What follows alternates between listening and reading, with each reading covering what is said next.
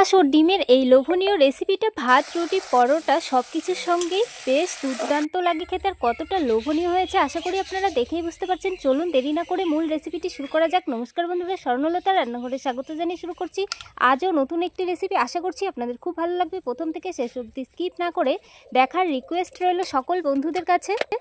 একটা কোয়াশকে দু টুকরো করে ভেতরের যে বীজ রয়েছে এটা ফেলে দিয়ে এবার আমি খোসাগুলো ছাড়িয়ে নেব। একদম পরিষ্কার করে খোসাগুলো ছাড়িয়ে নিতে হবে। আর আজকে আমার চ্যানেলে যে সকল বন্ধুরা নতুন রয়েছেন অবশ্যই চ্যানেলটি সাবস্ক্রাইব করে আমার পাশে থাকার রিকোয়েস্ট রইল।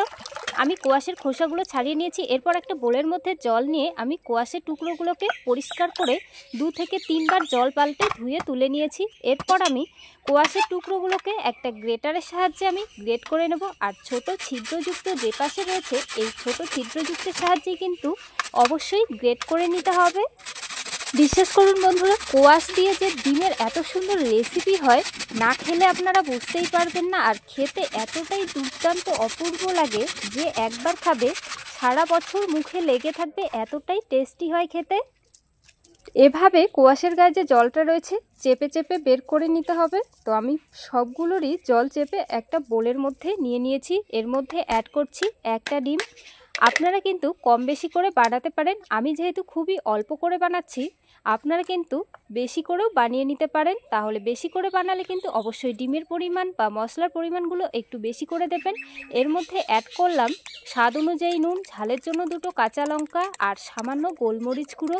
সব উপকরণ ভালোভাবে আমি মেখে নিয়েছি। এরপর একটা টিফিন কৌটোর মধ্যে সামান্য সর্ষের তেল মেখে নিতে হবে। আর কৌটোটা কিন্তু অবশ্যই শুকনো করে নিতে হবে। এরপর আমি ব্যাটারটি ভালোভাবে সেট করে নেব। তো বন্ধুরা, আমি মিশ্রণটি ভালোভাবে সেট করে নিয়েছি। এরপর ঢাকাটা লাগিয়ে আমি কড়ার মধ্যে সামান্য জল দিয়ে কৌটোটা বসিয়ে দিয়েছি। আর ওপরে একটা শিলনোড়া দিয়ে চাপ দিয়েছি যেন সরে না যায়। তো বন্ধুরা, প্রায় আমি 5 থেকে 7 মিনিট মতো ভাপ দিয়ে নিয়েছি।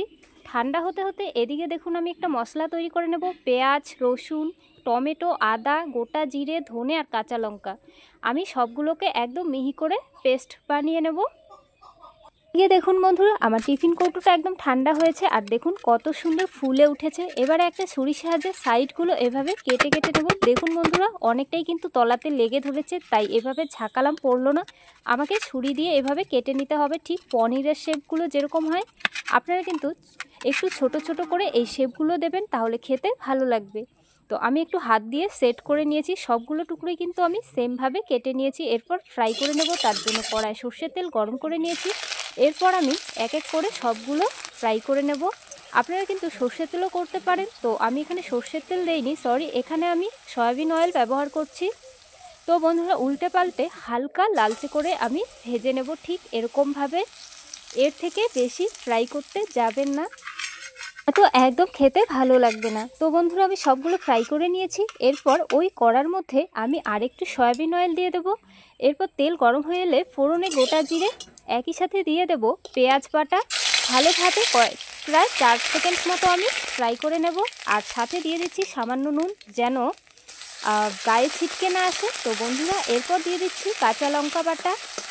আবারও 5 সেকেন্ড মতো ফ্রাই করে নেওয়ার পর দিয়ে দিচ্ছি আদা বাটা, রসুন বাটা, গোটা ধনে জিরে বাটা। 5 সেকেন্ড মতো আবারও কষিয়ে নেব। তারপর দিয়ে দিচ্ছি টমেটো পেস্ট সব শেষে।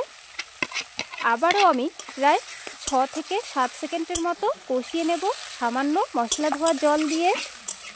বন্ধুরা, এরপর অ্যাড করছি পরিমাণ মতো হলুদ গুঁড়ো। যতক্ষণ না অবধি গ্রেভি থেকে তেল ছাড়তে শুরু করছে ততক্ষণ কিন্তু কষিয়ে নিতে হবে। আর গ্রেভিটা এভাবে বানালে কিন্তু একদম পারফেক্ট টেস্ট আসবে। অবশ্যই আপনারা এভাবে স্টেপ বাই স্টেপ ফলো করে করবেন, তাহলে খেতে ভালো লাগবে। এরপর তেল ছাড়তে শুরু করলে এক এক করে সবগুলো ফ্রাই করে রাখা পনিরের টুকরোগুলো আমি দিয়ে দিয়েছি।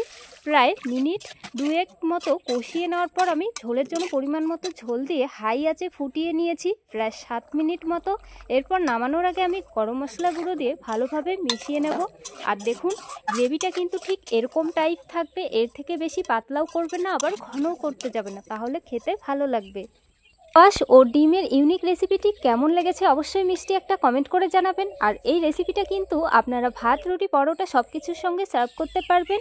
আর কতটা লোভনীয় হয়েছে আশা করি আপনারা দেখেই বুঝতে পারছেন। আজকের পর্ব এখানেই শেষ করছি, আবারও দেখা হবে নেক্সট পর্বে।